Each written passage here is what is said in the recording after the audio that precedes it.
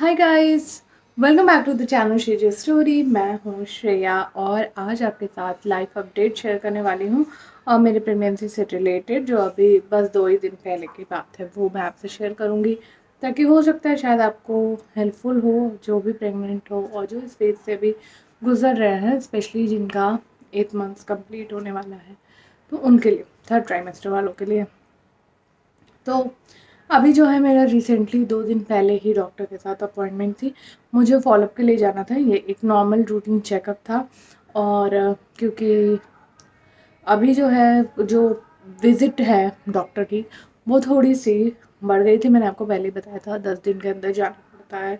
तो ये एक नॉर्मल चेकअप रूटीन था जिसमें उन्होंने मुझे फॉलोअप के लिए ही बुलाया था और इसी के साथ-साथ कुछ ब्लड टेस्ट वगैरह के बारे में बताने वाले थे और मेरी नेक्स्ट सोनोग्राफी के बारे में बताने वाले थे कि कब वो करानी है। बट जब मैं वहाँ पे गई हूँ तो मुझे एक इमरजेंसी में सोनोग्राफी करवानी पड़ी, जो कि बिल्कुल भी उस दिन की वो शेड्यूल नहीं था। ऐसा कुछ भी प्लान नहीं था कि उस दिन वो सोनोग्राफी होने वाली है। मैं आपको डिटेल में बताती हूँ कि क्या हुआ। एक्चुअली उस दिन रश भी बहुत था। मेरी नॉर्मल सी अपॉइंटमेंट थी शाम के 6 बजे की, जो मुझे बहुत आराम से क्लियरली मैं बहुत जल्दी फ्री हो जाती, बट मुझे 9 बज गए because of quick sudden situation. Actually इसको कहेंगे सडन सिचुएशन। तो क्या था वो मैं चलिए आपको बताती हूँ। जैसा कि आपने देखा वीडियो में कि उस दिन काफ़ी रश था और फर्स्ट में तो मैं काफ़ी कूल थी क्योंकि नॉर्मल रूटीन चेक के लिए वेट कर रही थी। बाकी सारे जो मेरे वो थे जो भी चेकअप होने थे वो सब हो गए। हाँ, एक चीज़ नहीं हुई, थोड़ा सा इंटरेस्टिंग भी था। अब तक वो चीज़ नहीं हो रही थी बट अब स्टार्ट हो गई है और ये हर वीक होने वाली है। तो जो होगा आपका बेबी मूवमेंट को मॉनिटर किया जाएगा, आपका बेबी मूवमेंट ट्रैक किया जाएगा। तो बेबी मूवमेंट की ट्रैकिंग हो रही थी और ये मेरे लिए नया एक्सपीरियंस था। छोटा सा होता है जैसा आपका बेबी का हार्ट बीट जो चेक किया जाता है उसी की तरह होता है, बट उससे थोड़ा सा लिटिल डिफरेंट था। और उसमें बेबी के हार्ट बीट भी बताए थे, साथ साथ में आपके बेबी का मूवमेंट भी ट्रैक हो रहा था। तो कुछ देर के बाद जो नर्स थी जो मुझे अटेंड कर रही थी, अचानक से उसने मुझसे पूछना शुरू किया, आर यू ओके, आपको फील ठीक हो रहा है? तो पहले तो मुझे लगा वो ऐसे नॉर्मली पूछ रही है, फिर 2-2 3-3 बाद में वो फिर यही चीज़ रिपीट कर रही थी, क्या आपका पेट टाइट हो रहा है? क्या आपको कुछ टाइटनेस फ़ील हो रही है आपके स्टमक में? तो मुझे उस वक़्त कोई टाइटनेस फ़ील नहीं हो रही थी। एक्चुअली आप जब लेटे रहते हो बिल्कुल सीधे तो आपको उतनी टाइटनेस नहीं फ़ील होती है। कभी-कभी तो बहुत होती है एक्चुअली, बट उस टाइम मुझे ऐसी टाइटनेस कोई भी अपने पेट में, स्टमक में फ़ील नहीं हो रही थी। फिर उसने शुरू किया कि आपको शायद कॉन्ट्रैक्शन आ रहे हैं। तो आई एम वेरी शॉक्ड क्योंकि मैंने कॉन्ट्रैक्शन वर्ड सुना तो है, बट ये सुना है कि आपको फॉल्स लेबर पेन के टाइम या 8 मंथ में कभी-कभी कॉन्ट्रैक्शन होते हैं। बट मुझे बिल्कुल भी आइडिया नहीं था कॉन्ट्रैक्शन कहते किसको है और ये कैसा फ़ील होता है। अगर मुझे कॉन्ट्रैक्शन हो भी रहे हैं तो मुझे पता कैसे लगेगा?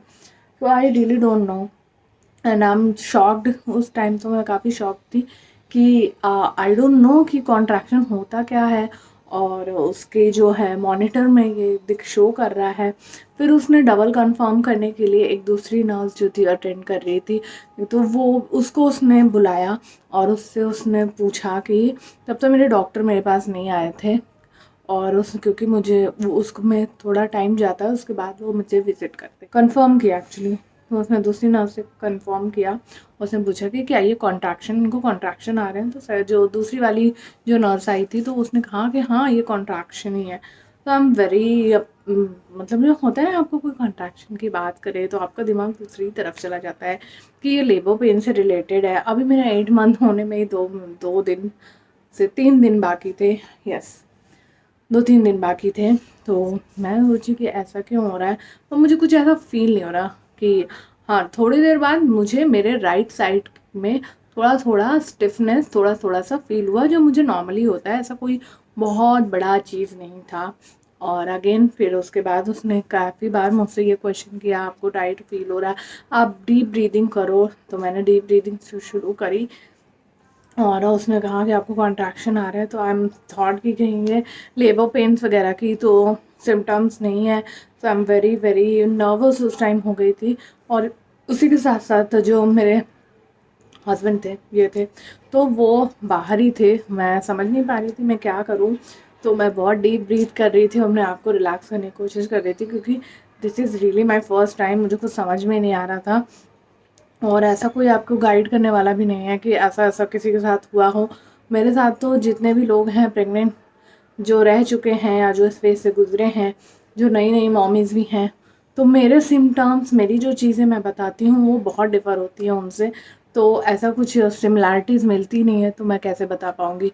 फिर उसके बाद तुरंत फिर मैं उसी वक्त डॉक्टर ने मुझे विज़िट किया, मेरे डॉक्टर ने, एंड उसने देखा तो उन्होंने कहा कि नहीं, ग्राफ सही है, हार्ट बीट भी सही है, और बेबी के मूवमेंट्स, तो उसने मुझसे जो पूछा कि क्या कम लग रहे हैं आपको, कम फील हो रहा है। तो मुझे 2 दिन से एक्चुअली 2 दिन से बेबी उतना मूवमेंट जो है, पहले बेबी काफ़ी ज़्यादा मूवमेंट करता है, मैंने आपको पहले भी बताया है, सुपर एक्टिव है, भगवान की कृपा से फिर नज़र नहीं लगा रही, बट 2 दिन से वो उतना एक्टिव नहीं रहा। तो मैंने उसी वे में कहा कि हाँ, मुझे बेबी के मूवमेंट जो है वो फील तो हो रहे हैं, पर 1-2 दिन से, तो मैं कहा अब तक तो ठीक था सब कुछ, 1-2 दिन से थोड़े से बेबी के मूवमेंट्स कम है, अकॉर्डिंग टू माई प्रीवियस। अगर मैं बात करूँ प्रीवियस डेज़ की, जिसमें बेबी की मूवमेंट काफ़ी ज़्यादा थी और 2 दिन से कुछ कम थी। सो डॉक्टर ने जो है अ, तुरंत मुझे सोनोग्राफी के लिए कहा कि आप एक डॉपलर सोनोग्राफी कर लो, और फिर उसके बाद मुझे रिपोर्ट दिखाओ। वो उनके ही क्लिनिक में हो रही थी, होती है, तो उसमें कोई मुझे कहीं जाना नहीं था, तो वहीं करना था। तो कहीं फिर मुझे आप दिखाओ रिपोर्ट, उसके बाद मैं कुछ बताता हूँ। तो ये काफ़ी ज़्यादा मेरे लिए, एक होता है ना, मैं काफ़ी नर्वस हो गई थी अचानक से। अभी मैं कॉन्ट्रैक्शन समझ ही नहीं पाई थी कि वो क्या है, ये नॉर्मल थिंग है, मुझे नॉर्मल ही लेना चाहिए। फिर बेबी के मूवमेंट्स कम होने से तुरंत मुझे सोनोग्राफी के लिए डॉक्टर ने सजेस्ट करा। सो आई एम वेरी वरिड, तो मुझे तुरंत सोनोग्राफी के लिए जाना था। बट क्योंकि मेरा नॉर्मल चेकअप था, इस वजह से मुझे 6 बजे की अपॉइंटमेंट मिली थी, हम लोग 6 बजे गए थे।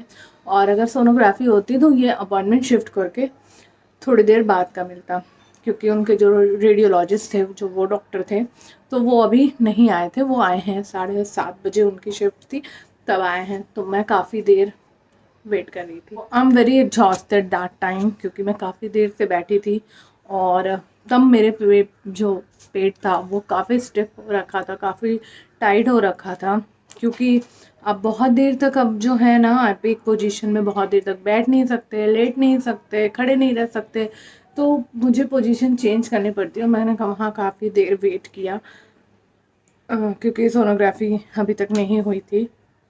और मैं मैसेज टेक्स्ट कर रही हूँ मैं अपने हस्बैंड को, क्योंकि मैं अंदर थी और वो बाहर थे। क्योंकि जब भी आपको डॉक्टर से मिलने और सोनोग्राफी वगैरह के लिए होता है नॉर्मल चेकअप के वक्त, क्योंकि ये कोरोना प्रोटोकॉल से ही ये उनका चल रहा है, ये शुरू से ही है। तो जब आपका डॉक्टर से अपॉइंटमेंट होता है, फिर आपके फैमिली मेम्बर्स या आपके हस्बैंड जो भी बाहर ही, जस्ट बाहर ही वेट करते हैं, तो उनको अंदर बुलाते हैं। तो मुझे समझ में नहीं आया था मैं किससे शेयर करूँ, तो मैंने उनको टेक्स्ट करा कि ऐसा ऐसा है, मुझे सोनोग्राफी के लेके आया, क्योंकि उनको भी पता था कि आज की सोनोग्राफी नहीं है, हमें सोनोग्राफी की नेक्स्ट डेट मिलेगी कि कब करवानी है। और मैंने भी उन्हें कॉन्ट्रैक्शन की बात बताई, तो जो चीज़ मैं ही नहीं समझ पाई थी, सो वो भी थोड़े से टेंस हो गए कि अचानक ये क्या हो गया, सब कुछ ठीक ठाक चल रहा था। सो हम दोनों ही प्रे कर रहे थे कि सारी चीज़ें ठीक हों। हाँ, मगर बट क्योंकि थोड़ा सा ब्रीदिंग में भी मुझे प्रॉब्लम होने लगी। आई थिंक मैं वहाँ पे बहुत ज़्यादा ओवर थिंकिंग भी कर रही थी कि क्या हो गया है अचानक से, बेबी की मूवमेंट के बारे में ऐसा क्यों लग रहा है कि कम है। मतलब मुझे फ़ील हो रहा था, कम फ़ील हो रहा था। आई डोंट नो कि उनके प्रॉस्पेक्टिव से वो क्या सोच रहे थे। तो उन्होंने सोनोग्राफी करवाया, और ये होती है, ये ग्राफ रिपोर्ट इस तरह की, जब आपके बेबी के मूवमेंट की जब ट्रैकिंग होती है, मॉनिटर किया जाता है, तो इस तरह का एक ग्राफ निकलता है। तो यही चीज़ था। अब ये हर वीक होगी जब भी मैं जाऊँगी। तो उसके बाद मेरी सोनोग्राफी का जो है 7:30 बजे के बाद, 7:30 के बाद मेरी सोनोग्राफी हुई। सोनोग्राफी में उन्होंने पूछा कि क्या वो आपको बेबी मोमेंट्स कम फील हो रहे हैं, जो भी प्रॉब्लम होगा, जैसा भी होगा बताइएगा, ये वो। तो आई am very shocked, I am very nervous. तो मैंने उनसे कहा कि क्या मेरे हस्बैंड भी आ सकते हैं सोनोग्राफी में। तो उन्होंने कहा रिलैक्स हो जाइए आप, बिल्कुल हम उनको बुलाएंगे और आप रिलैक्स होइए तब तो ठीक है। फिर मेरे हस्बैंड को बुलाया गया, फिर वो आए, तो डॉक्टर ने सारा कुछ स्कैन किया, सब कुछ देखा। फिर उन्होंने एक रिलीफ की बात तब कही कि नो इट्स नॉर्मल, बेबी की जो मूवमेंट है वो बिल्कुल ठीक है। हमें ऐसा कुछ प्रॉब्लम नहीं दिख रहा है कि बेबी की मूवमेंट्स कम है या कोई प्रीमेच्योर डिलीवरी के चांसेस है या कोई भी और भी कॉम्प्लिकेशन है, कि बेबी की मूवमेंट से इससे कोई रिलेटेड नहीं है और अच्छा है। और बेबी जो है, मेरा बेबी भी वो जो है उस वक्त मुझे पता चला कि उसका वेट क्या है। उसके बाद थोड़ी सी हम लोग रिलैक्स हुए कि बेबी मोमेंट सही है, बट हमको अभी हमारे डॉक्टर से फाइनल ओपिनियन लेनी थी कि उनका क्या कहना है। तो ये डॉक्टर ने कहा था, जो रेडियोलॉजिस्ट थे उन्होंने बताया था कि बेबी ऑलमोस्ट परफेक्ट है, सब ठीक है, बट फाइनल ओपिनियन डॉक्टर ही देंगे। तो फिर डॉक्टर को मिले, डॉक्टर ने कहा कि इट्स रियली ओके, बेबी की मूवमेंट अगर कम है तो कोई प्रॉब्लम नहीं है, बट अगर आपको कभी भी ऐसा लगता है कि आपकी बेबी की मूवमेंट कम है तो आपको तुरंत इमीडिएट हॉस्पिटल आना है। आपको वेट नहीं करना है, आपको खुद चेक नहीं करना है कि बेबी अभी मूवमेंट नहीं कर रहा है तो आप फिर इसको चेक करो कि बेबी अचानक से मूवमेंट करने लगे, आपको थोड़ा सा भी कुछ वैसा लगता है तो आप ज़रूर आओ डॉक्टर के पास और विज़िट करो। अपॉइंटमेंट लेने की ज़रूरत नहीं है, आप तुरंत आके यहाँ पे बताओ कि मुझे बेबी की मूवमेंट कम लग रही है। तो मगर अभी रिलैक्स करने वाली बात है, ऐसा कोई प्रॉब्लम नहीं है। और जो हमारा बेबी है वो जो है उसका वेट बहुत ज़्यादा नहीं है, उसका वेट ऐसा नहीं है कि बेबी बहुत ज़्यादा हेल्दी है एंड बेबी अंडर वेट भी नहीं है। मतलब हमारा बेबी अभी जो है वो आई थिंक 2300 ग्राम्स का ही है। सो हम मैं सोच रही थी कि ये एक परफेक्ट वेट है या नहीं, क्योंकि मुझे सब लोग कह रहे हैं कि बेबी का वेट अब तक कम से कम 2.75 किलो का हो जाना चाहिए, 2.5 किलो के ऊपर का बेबी होना चाहिए। तुम क्या कर रही हो, खाओ पियो अच्छे से। और दुनिया भर की बातें होती है ना कि अरे अभी तुम्हारे बेबी का वेट बहुत कम है। मेरे साथ में की भी जो प्रेग्नेंट है उनके बेबी का वेट ज़्यादा है। So I consult with my doctor with again on this topic. तो उन्होंने कहा कि it's absolutely fine, baby under weight नहीं है, बेबी ओवर वेट नहीं है, ये आपका प्लस पॉइंट है, जो कि नॉर्मल डिलीवरी के लिए सबसे स्ट्रॉन्गेस्ट पॉइंट है। और मैंने उन्हें नॉर्मल डिलीवरी के बारे में भी पूछा था कि क्या कोई कॉम्प्लिकेशंस तो नहीं है, तो उन्होंने कहा नो इट्स परफेक्ट, क्योंकि आप भी स्लिम हो, आपका वेट उतना नहीं गेन हुआ है जितना कि प्रेगनेंसी में बहुत लोगों का बहुत गेन होता है, आइडली है। और आपके बेबी का वेट भी बहुत ही आइडल है। ये लोग का मिसकंसेप्शन होता है कि आपका बेबी का वेट अभी इतना ही है, इतना ही है, क्योंकि आपका बेबी का वेट अभी 9th मंथ में और भी ज़्यादा ग्रो करेगा। ये एक परफेक्ट है। और बेबी और आपका वेट दोनों का आइडल वेट होगा तो नॉर्मल डिलीवरी के चांसेस भी बहुत हाई रहने वाले हैं और बहुत ईजली हो जाएगा।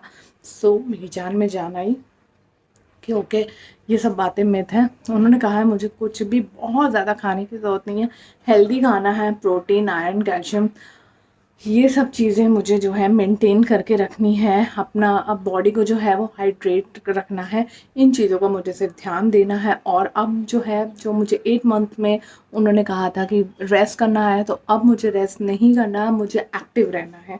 तो ये उन्होंने कहा है। और नॉर्मल डिलीवरी के चांसेस वो लोग तो बता रहे हैं कि हाँ पूरे हैं, और ये कुछ केसेस में ही सिजेरियन है। अगर आपका हाई ब्लड पीपी है, प्लेसेंटा प्रीविया है, या फिर आपका ब्रीच पोजीशन में बेबी है। मेरा ब्रीच पोजीशन में नहीं है, आपको मैंने पहले बताया कि मेरा बेबी 7 मंथ के लास्ट में ही उसने हेड जो है वो डाउन कर लिया था और ऑलमोस्ट वो हेड डाउन पोजीशन में ही है, अभी फिक्सिंग की तरफ जा रहा है, हुआ नहीं है।